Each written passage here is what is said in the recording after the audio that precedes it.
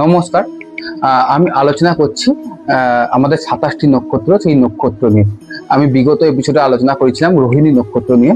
আজকে আমি যে নক্ষত্র নিয়ে আলোচনা করব সেটা হলো মৃগশিরা নক্ষত্র। একটি মঙ্গলের নক্ষত্র। বৃষরাশি 23°20' থেকে মিথুনের 6°40' পর্যন্ত এই নক্ষত্র অবস্থান করে।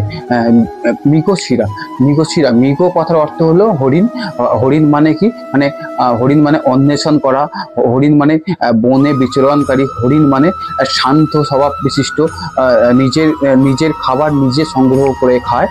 এবং মৃগশিরা হরিণের শির, অর্থাৎ হরিণের মাথার যে শির থাকে সেই শির। তাই মৃগশিরা নক্ষত্রের জাতক জাতিকারা স্বাধীন চেতা হয়। এরা এরা নিজেরা নিজের মতো স্বাধীনভাবে থাকতে ভালোবাসে। এরা ঘুরে ঘুরে কর্ম করতে ভালোবাসে। এবং মৃগশিরা নক্ষত্রের অধিপতি দেবতা হলো চন্দ্র। চন্দ্র মনের কারক, তাই এরা ভালো মনের মানুষ হয়। মন মানসিকতার দিক দিয়ে এরা এরা সুন্দর মানসিকতার পরিচয় সমাজে দেয়। এরা ভালো সমাজ সেবা করতে ভালোবাসে। এদের মধ্যে সকলকে নিয়ে চলার মানসিকতা লক্ষ্য করা যায়।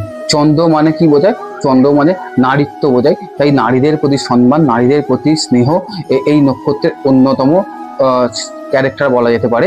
মৃগশিরা নক্ষত্র মাথায় শির থাকে, তাই এদের কিন্তু চলার পথে বিপদ কিন্তু থাকে। এদের কিন্তু শত্রু থাকে, অর্থাৎ মৃগশির যখন জঙ্গলের মধ্যে দিয়ে যায়, ছুটে বেড়ায়, তখন যেমন আটকে যেতে পারে, বিপদ আসতে পারে, তেমনই মৃগশিরা নক্ষত্র যদি আপনার হয়, আপনাদের কিন্তু সাবধানে চলাফেরা করতে হবে। বিপদ কিন্তু আপনাদের সব সময় তাড়া করতে পারে। হয়তো সহজে কিছু আপনাদের করতে পারবে না, তবে জন্ম চার্ট যদি আপনাদের খারাপ থাকে, জন্ম চার্টে মঙ্গলের অবস্থান যদি আপনাদের খারাপ থাকে, আপনাদের কিন্তু নেগেটিভ সময় আসতে পারে। নেগেটিভ সময়ের মধ্যে দিয়ে আপনারা যেতে পারেন। তাই আপনার জন্ম নক্ষত্র যদি মৃগশিরা হয়, আপনারা নিশ্চিন্তে থাকুন। আপনাদের ভালো মন, ভালো সমাজে উপকার করার মানসিকতা আর 5টা লোকের থেকে আলাদা। সকলকে নিয়ে চলা, সুন্দর মানসিকতার পরিচয়, নাম যশ কীর্তি খ্যাতি সমস্ত কিছু আপনাদের হতে পারে। আপনারা সাহসী হতে পারেন।